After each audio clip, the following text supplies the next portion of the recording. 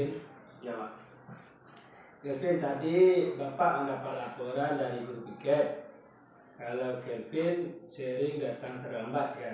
Iya Pak. Menurut Kelvin sudah berapa kali datang terlambat nak? Sudah 4 kali Pak. Sering terlambat itu suatu kesalahan kan? Iya Pak. Baik Kelvin, berbuat kesalahan itu manusiawi nak. Setiap orang pasti mempunyai kesalahan. Yang penting kita bisa belajar dari kesalahan tersebut dan berusaha untuk memperbaikinya. Setuju? Setuju Pak. Kelvin, kita cari solusinya bersama-sama ya. Iya Pak. Kelvin, sering datang terlambat pasti punya alasannya. Kenapa anak Bapak sering datang terlambat? Karena saya sering begadang Pak, sehingga telat bangun. Tahu keyakinan kelas yang sudah kita sepakati? Tahu Pak.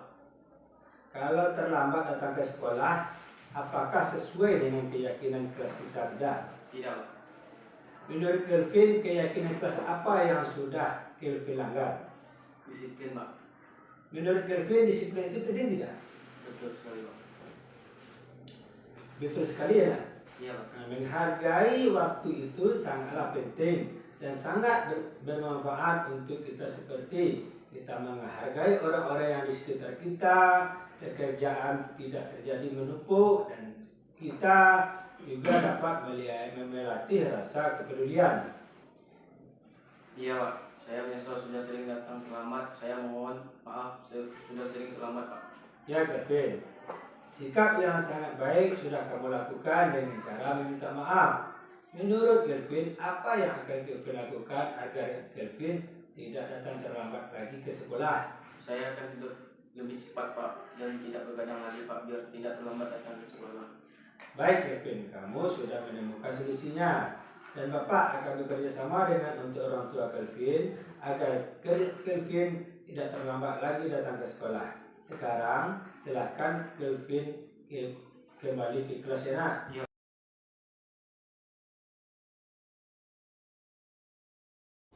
Yang terhormat sudah berada di samping kita, yaitu Ibu ini selaku pekerja praktek. Yang terima selanjutnya adalah Pak Indra, Wakil Sarana dan Prasarana SMK Negeri 2 Painan. Baiklah, kita langsung masuk saja kepada acara inti, yaitu penyampaian materi ya Pak Indra, yang akan langsung disampaikan oleh CGP kita SMK Negeri 2 Painan, yaitu Bapak Indra. Pada Bapak Indra, disilakan. Terima kasih kepada Yes Marita yang memberikan kesempatan kepada saya untuk menyampaikan materi hasil nyata modul 1.4 budaya positif. Bapak Ibu, dalam materi ini adalah kita menyebarkan pemahaman dan pengalaman penerapan budaya positif. Terima kasih kepada Bapak Ibu yang telah hadir pada kesempatan ini, karena kita akan melaksanakan penyampaian materi yaitu tentang budaya positif. Tentunya saya sendiri adalah Hendra, calon guru penggerak tingkatan 9 dari SMK Negeri 2 Painan. Materinya adalah menyebarkan pemahaman dan pengalaman penerapan budaya positif. Konsep utama budaya positif pertama adalah perubahan paradigma belajar. Yang kedua adalah disiplin positif. Yang ketiga adalah kebutuhan dasar manusia. Yang keempat adalah motivasi perilaku manusia. Yang kelima adalah posisi kontrol, restitusi. Yang keenam adalah keyakinan kelas. Yang ketiga adalah segitiga restitusi. Selanjutnya pembelajaran dengan paradigma baru. Tentunya pembelajaran dengan paradigma baru dirancang berdasarkan prinsip pembelajaran yang diferensiasi sehingga setiap siswa belajar sesuai dengan kebutuhan dari tahap perkembangan untuk mewujudkan profil pelajar Pancasila. Menghukum dengan sistem ranking satu lagi. Terus akan merampas hak menghargai dirinya. Ini yang konsep disiplin dengan identitas gagal. Terus kalau konsep disiplin dengan identitas sukses, konsekuensinya adalah ada konsekuensi, ada restitusi. Konsekuensinya penguatan jangka pendek. ini penguatan jangka pendek. Ini. Yang kedua adalah perlu monitoring berkelanjutan. Ada stimulus respon, ada murid menghormati peraturan. Terus konsekuensi satu lagi adalah kehilangan waktu untuk menangani kesalahan. Ini adalah konsep disiplin dengan identitas gagal. Ini adalah konsekuensinya. Restitusinya apa? Kita lihat restitusinya.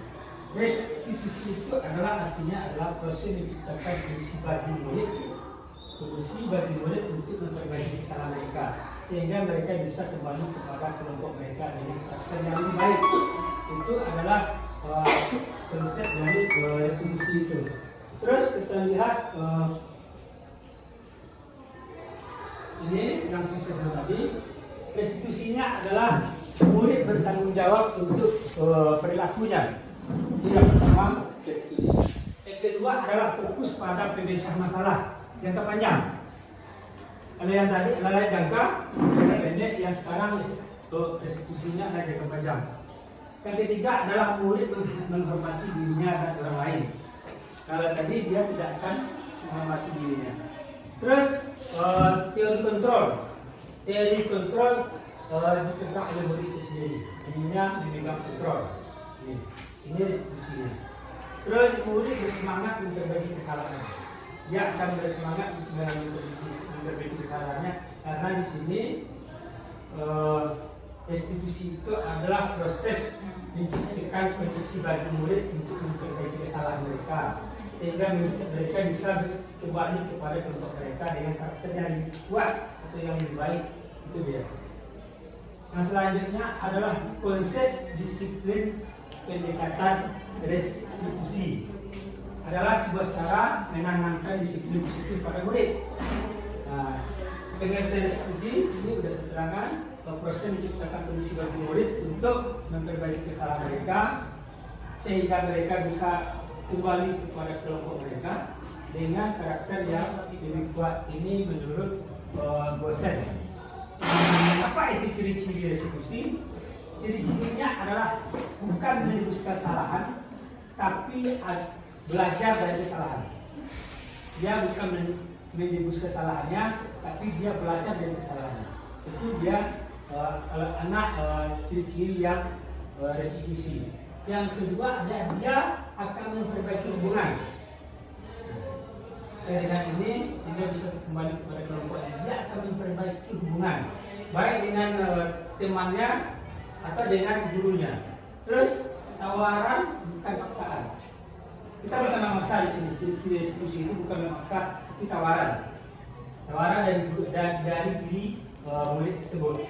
Dan terus menuntut untuk melihat ke dalam dirinya. Kita di sini bukan untuk menuntut. Guru itu bukan menuntut, tapi dia adalah menuntut.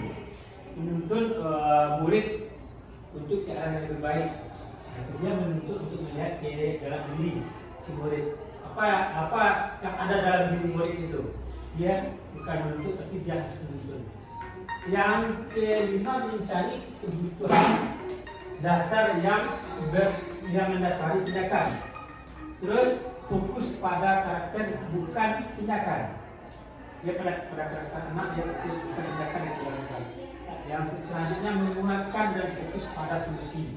Kita menguatkan dan kita cari solusinya. Itu adalah ciri-ciri dari restitusi. Terus selanjutnya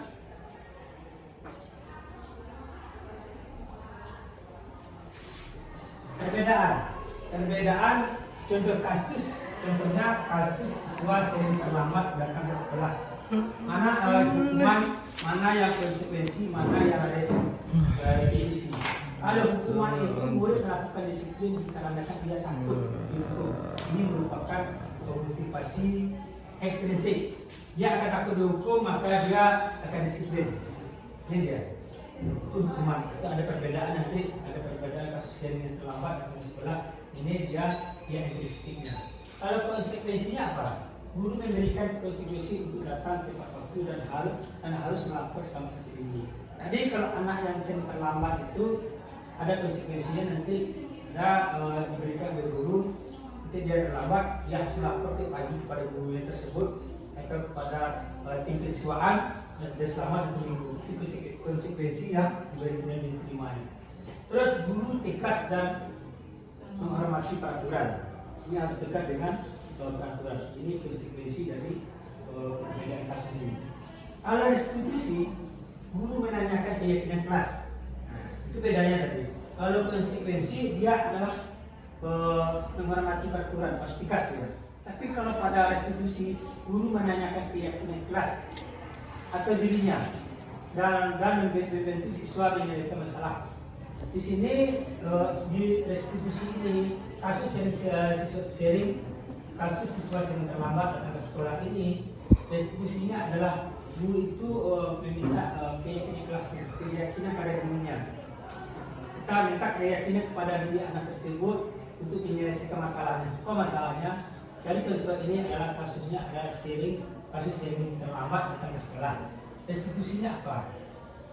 Nah, apa masalahnya?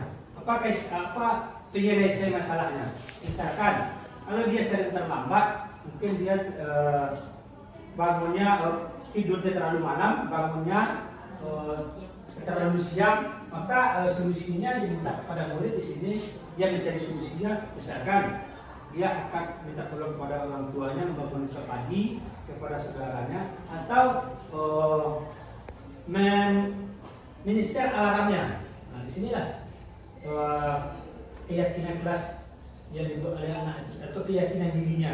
Dia yang mengutarakan keyakinan, tapi bukan peraturan, bukan menuntut kita di sini. Tapi di sini adalah mencari penyelesaiannya. Terus guru terbuka dan siswa menghormati dirinya dan orang lain. Itu perbedaan dari kasus ini. Ada hukuman, ada konsekuensi, ada restitusi. Terus ini lagi. 5 posisi kontrol seorang guru. Ada posisi penghukum, ada posisi pembuat merasa bersalah, ada posisi teman, ada posisi pemantau, ada posisi manajer. Kalau pada posisi penghukum, saya terangkan satu. Posisi penghukum itu ini gurunya berbicara dengan nada tinggi, menghardik muridnya, menunjuk, menyakiti, bisa dia menendang gurunya atau menendang muridnya atau menampar muridnya. Ini posisi penghukum.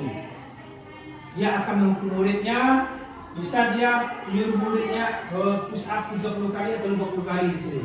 Ini posisi penghukum. Ada yang menyuruh dia berkeliling lapangan 20 kali atau 30 kali. Ada dia menyuruh muridnya untuk push up. Ini adalah posisi guru sebagai penghukum di sini. Yang kedua adalah posisi guru membuat merasa bersalah. Merasa bersalah itu ada dia berbicara dengan nada tenang. Kalau posisi membuat merasa bersalah, berbicara dengan nada tenang. Dia akan berkata lembut, kata-kata yang diutarakan membuat murid merasa menjadi orang yang gagal. Contohnya, kita nanti membicarakan mau jadi apa dia nanti. Kalau gini, misalnya dia sering terlambat, kita posisi membuat merasa bersalah itu kita utarakan ke orang tuanya. Apakah kalian tidak ingat orang tua? Biaya berapa biaya yang dikeluarkan orang tua untuk bersekolah? Nanti ini posisi ini murid akan merasa gagal di sini. Dia akan merasa bersalah nanti. Dia akan memandang buruk dirinya. Dia akan gagal nanti, dia akan memandang buruk dirinya. Terus emosinya negatif akan ada pada diri murid tersebut. Terus yang ketiga adalah murid posisi sebagai guru, posisi guru sebagai teman. Sebagai posisi teman ini banyak yang kita dapatkan di sini. Ada guru anak yang bermasalah. Dia ini posisi teman ini dia guru itu tentu yang pilih anak. Kalau posisi teman ini biasanya guru akan membiarkan anak yang bermasalah dengan bantuan guru tersebut. Ini dia posisi teman. Apa itu posisi teman? Dia adalah guru bersuara ramah, cenderung bersenda gurau dengan anak. Ini posisi teman. Identitas yang tercipta adalah sukses ini. Dampaknya adalah murid akan tergantungan dengan guru tersebut. Ini adalah dampak dari posisi teman. Dia akan ketergantungan dengan guru tersebut. Kalau tidak ada guru tersebut, dia tidak akan menyelesaikan masalahnya. Itu yang posisi teman. Yang posisi pemantau. Posisi pemantau itu ada monitor. Guru bersuara datar, tidak emosi, tidak bersuara tinggi.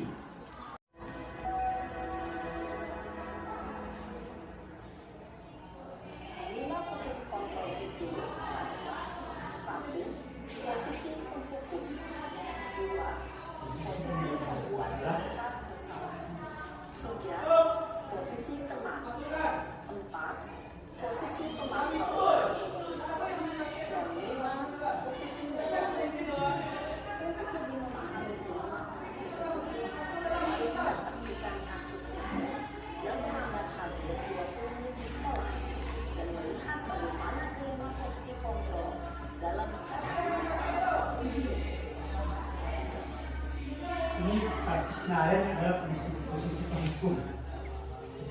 Video terlambat tamu sekolah. Ini gurunya sebagai penghukum. Naren, sini kamu.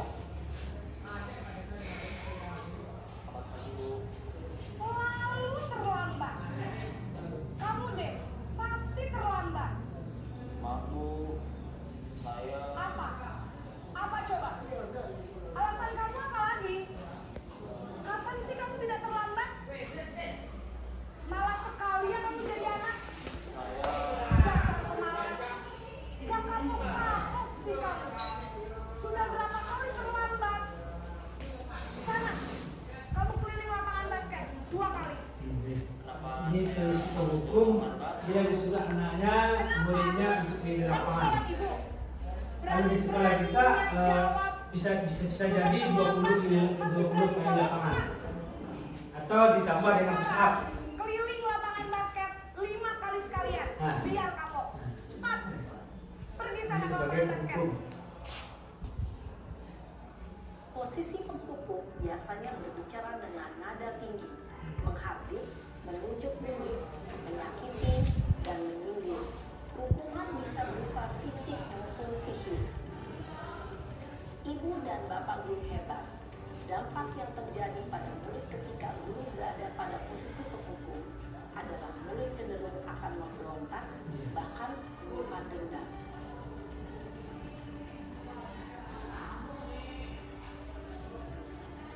Ini posisi pembuat merasa bersalah.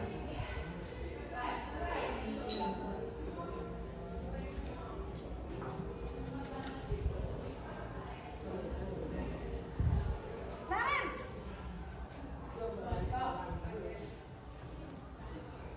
selamat pagi Bu. Naren. Kamu kenapa terlambat lagi, nak? Ya Tuhan, Naren. Kamu senang ya bikin ibu susah ya? Ah, nak. Disangka ibu tidak bisa membina kamu. Duh, gimana ini? Ini Duh, Gusti Naren, Naren. Kamu suka ya kalau ibu duduk depan kepala sekolah? Terus, sekarang ibu harus tulis apa di buku absen? Ini kamu sudah sering terlambat loh. Ibu harus apa coba? Ya sudah, lain kali jangan bikin lagi anak ya. Ibu tidak akan mau kalau begini terus. Bisa jadi hukuman loh. Ibu bapak kepala sekolah. Saya cepat, awas.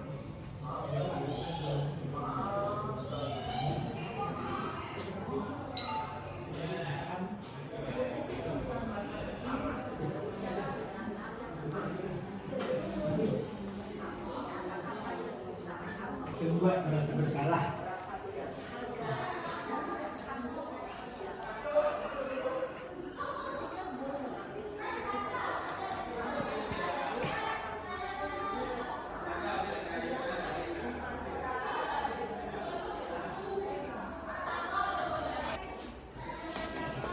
Yang harus diterima.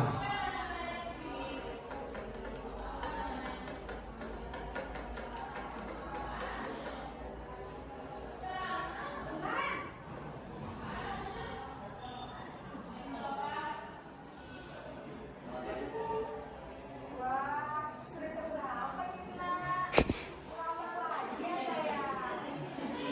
Ya jadi kan bisa teman. Kamu malah menyalahkan ibu kamu. Bukan anak yang paling kencang.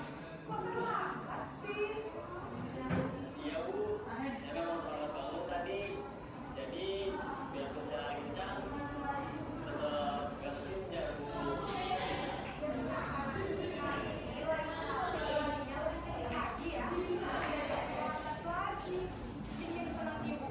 Demi ibu, bisa kan? Bisa Bu. Ya sudah sana di sekolah, ibu beresin urusan absen kamu. Kamu ini ada semangatnya.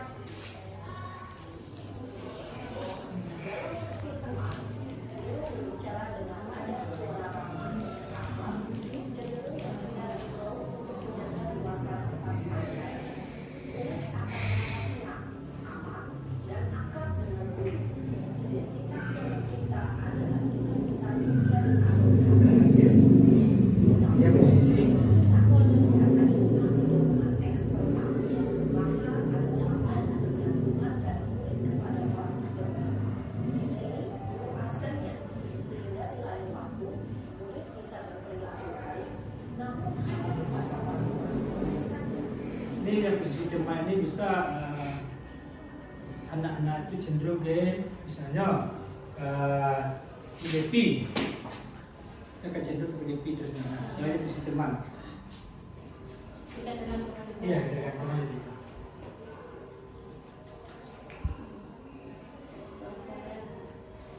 Naren!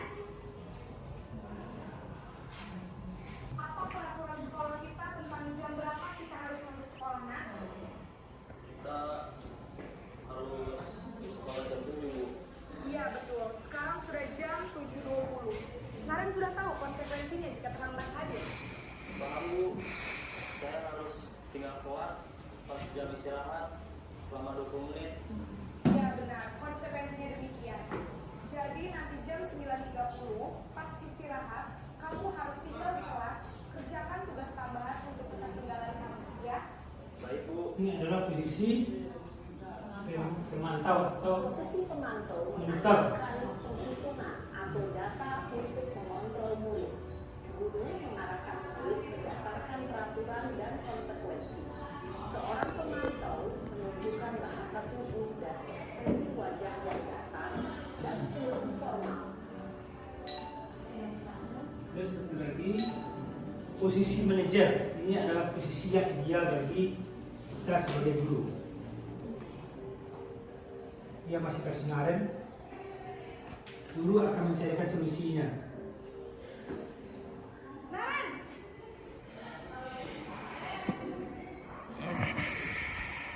Pagi Bu. Selamat pagi, Naren. Maaf Bu, saya terlambat. Ya, sekolah masuknya jam 7, sekarang sudah jam 7.20. Jadi sekarang bagaimana ini, Naren? Maaf Bu, saya lupa setel alarm saya semalam. Baiklah, menurut kamu, keyakinan sekolah yang mana yang paling memungkinkan? Hargai diri sendiri dan orang lain mungkin ya Bu. Setuju. Jadi, apakah Naren meyakini prinsip saling menghormati tersebut? Iya Bu, saya meyakininya. Apakah Semua Naren bersedia kemenangan memberi terus masalah kebenaran. keterlambatan ini? Bersedia Bu. Bagaimana kamu akan perbaiki masalah keterlambatan ini? Saya akan coba untuk tidak lupa menyetel alarm saya Bu. Baik, kalau Naren lupa menyetel alarm di rumah, ada orang yang kira-kira bisa bantu mengingatkan tidak? Ada Bu, kata saya, Kak Emma. Ada lagi selain Naren? Selain Kak Emma, ada ibu saya. Baik, jadi yang mengingatkan Naren adalah Kak Emma dan ya. Kira-kira mulai setelah alarm kapan, Naren? Setelah pulang sekolah, akan segera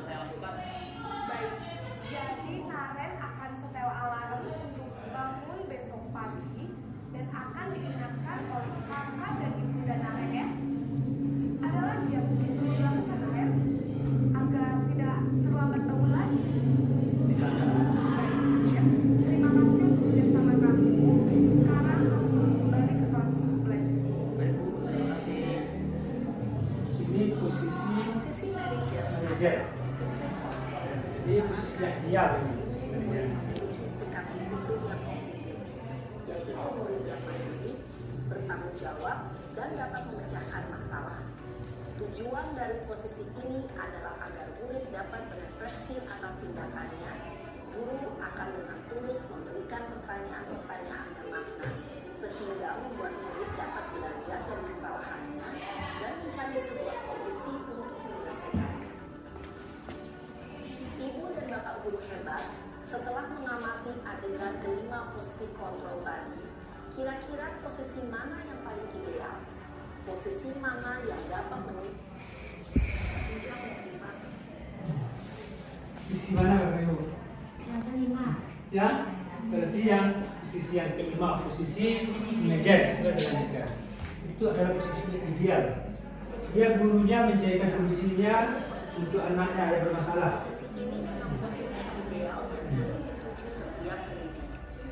Pada posisi inilah, guru dapat menerapkan disiplin positif yang berpihak pada murid, yang memerdekakan. Itulah video tentang 5 posisi kontrol seorang guru. Jadi dari kelima ini mana yang sering kita lakukan di sekolah?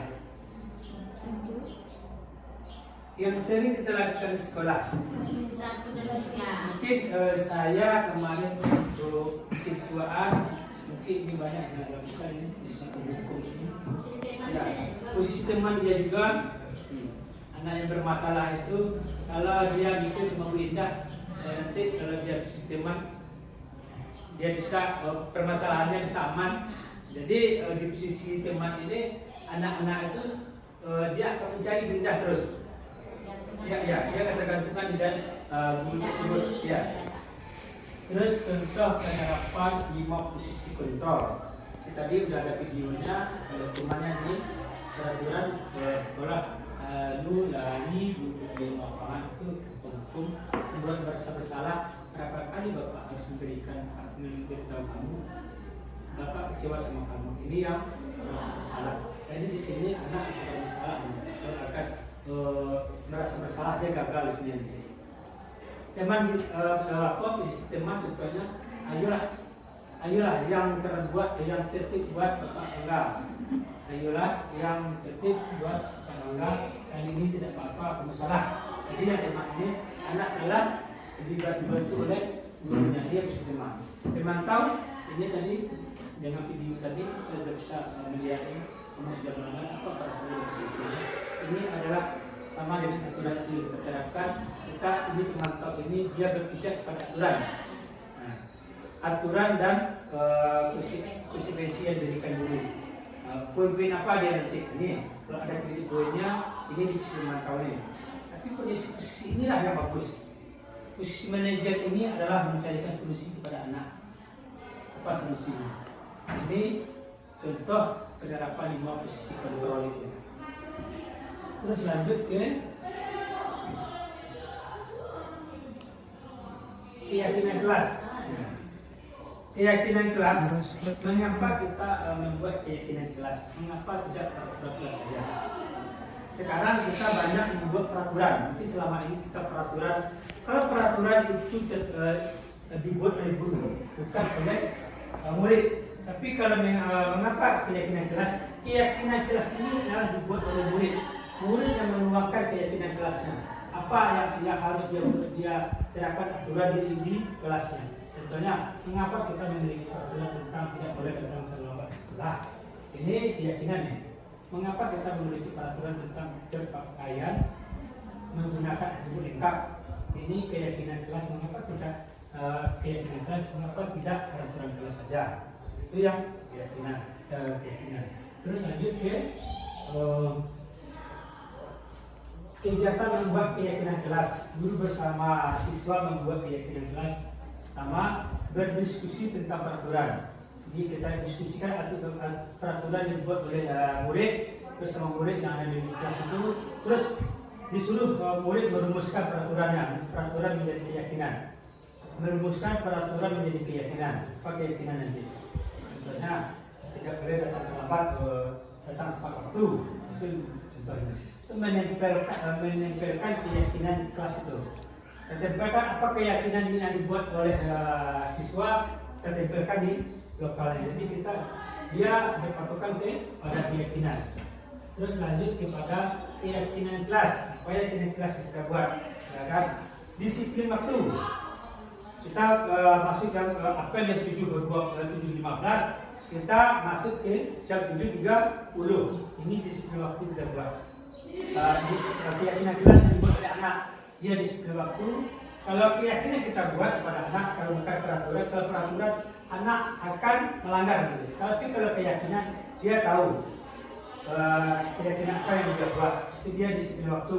Dia akan yakin nanti karena keyakinan itu dibuat oleh anak itu sendiri. Belajar dengan antusias, semangat dan percaya diri. Selalu menjaga kebersihan dan keindahan. Yang ketiga, selalu menghormati sesama, berarti menghormati teman dan menghormati guru. Terus saling membantu dan bekerja sama. Ini dia bekerja sama dengan teman-temannya. Terus menghargai guru dan teman yang sedang berbicara. Terus selalu membiasakan budaya 5S di sekolah. 5S yang tadi ada budaya 5S. Apa tadi budaya 5S? Sapa, salam, senyum, sapa, salam, sopan dan santun. Nah, itu membiasakan ya. Membiasakan budaya 5S di sekolah atau di kelasnya. Dia gemar membaca. Itu keyakinan kelas dan dibuat oleh anak, bukan peraturan. Bukan aturan-aturan adalah guru yang membuat, tapi keyakinan adalah anak yang membuat. Jadi kita lanjut. Bagaimana membentuk keyakinan kelas? Itu lebih abstrak dari peraturan. Berupaya berupa pernyataan universal, dibuat dalam bentuk positif, mudah diingat, tidak mengingat. Kalau peraturan bukan diingat oleh anak, karena peraturan guru yang membuat. Sesuai dengan kondisi sekolah agar mudah dijalankan. Semua warga sekolah atau kelas dilibatkan dalam membuatnya. Jadi kalau di kelas semua warga, semua murid, guru ini terlibat dalam membuat keyakinan kelas itu. Terus lanjut segitiga restitusi. Ini pemecahan masalah di sini. Yang pertama adalah menstabilkan identitas. Kita semua akan melakukan hal terbaik yang bisa kita lakukan. Ini anak yang bermasalah. Ada segitiga restitusi. Pertama adalah validasi tindakan yang salah. Ini bisa menekan identitas. Kedua, validasi tindakan yang salah. Yang ketiga adalah menanyakan keyakinan. Keyakinan yang dibuat oleh anak itu. Yang menstabilkan identitas itu kita semua akan melakukan hal terbaik yang bisa kita lakukan. Yang kedua, validasi tindakan yang salah. Semua berlaku memiliki dasar.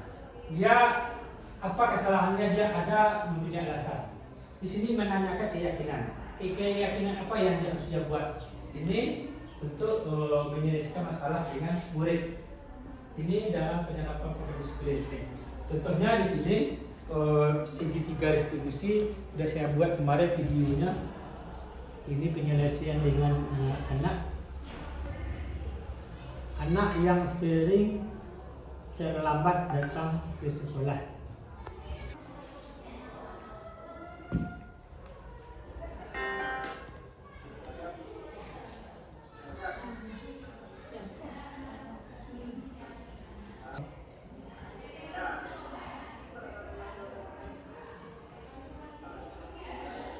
Nah, ini anak yang sering terlambat.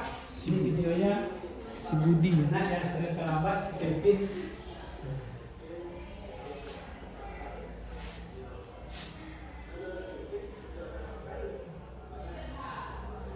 Menstabilkan identitas.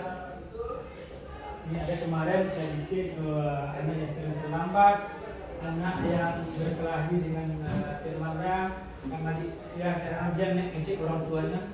Ini anak yang sering terlambat.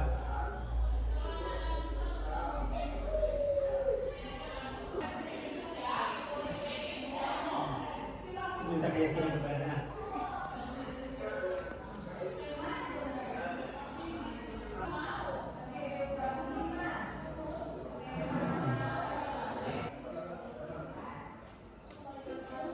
Contoh segitiga restitusi. Tiga sisi tadi. Lanjutkan. Dalam penerapan program disiplin positif, hendaknya guru memiliki standar kepribadian.